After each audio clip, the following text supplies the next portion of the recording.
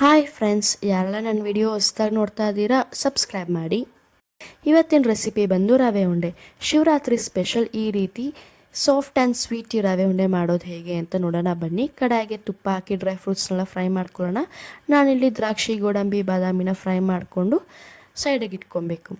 ನಂತರ ಬಾಣಲಿಗೆ ತುಪ್ಪ ಹಾಕಿ ರವೆ ಹಾಕಿ ಚೆನ್ನಾಗಿ ಹುರ್ಕೊಬೇಕು. ನೀವು ಎಷ್ಟು ಹುರ್ಕೊತೀರೋ ಅಷ್ಟು ರವೆ ಉಂಡೆ ತುಂಬ ದಿನ ಇರುತ್ತೆ. ಅದಕ್ಕೆ ಕೊಕೊನಟ್ ಪೌಡರ್, ಶುಗರ್ ಪೌಡರ್, ಏಲಕ್ಕಿ ಪೌಡರ್ ಹಾಕಿ ಚೆನ್ನಾಗಿ ಹುರ್ಕೊಬೇಕು. ಏಲಕ್ಕಿ ಪೌಡರ್ ಅಂದರೆ ಏಲಕ್ಕಿ ಪೌಡರ್ ಗೊತ್ತಲ್ಲ, ಈ ರೀತಿ ಹಾಕ್ಕೊಂಡು ಹುರ್ಕೊಬೇಕು.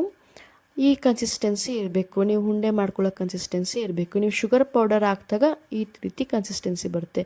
ನೀವು ಪಾಕ ತೆಗೆಯೋ ಅವಶ್ಯಕತೆ ಇರಲ್ಲ. 5 ಮಿನಿಟ್ಸ್ ರೆಸ್ಟ್ ಮಾಡೋಕ್ಕೆ ಬಿಡೋಣ, ರವೆ ಎಲ್ಲ ಹರಳಿಕೊಳ್ಳುತ್ತೆ.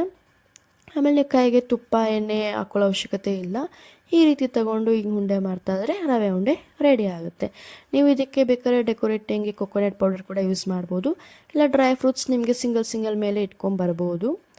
ನಾವು ಚಿಕ್ಕವರಿದ್ದಾಗ ನಮ್ಮ ಅಜ್ಜಿ, ನಮ್ಮಮ್ಮ ಎಲ್ಲ ಮಾಡಿಕೊಡ್ತಾಯಿದ್ರು. ಈಗ ನಾವು ನಮ್ಮ ಮಕ್ಳಿಗೆ ಮಾಡಿಕೊಡ್ಬೇಕು. ಚೆಂದ ಇದೆ ಅಲ್ಲ ನೋಡಿ, ಈ ರೀತಿ ಸಾಫ್ಟಾಗಿ ಸ್ವೀಟಿಯಾಗಿ ದೇಸಿ ಸ್ಟೈಲ್ ರವೆ ಉಂಡೆ ಚೆಂದ ಇದೆ ಅಲ್ಲ. ಈ ವಿಡಿಯೋ ಇಷ್ಟ ಆಗಿದ್ದಲ್ಲಿ ಲೈಕ್ ಮಾಡಿ, ಸಬ್ಸ್ಕ್ರೈಬ್ ಮಾಡಿ, ಕಮೆಂಟ್ ಮಾಡಿ, ಶೇರ್ ಮಾಡಿ. Thank you friends.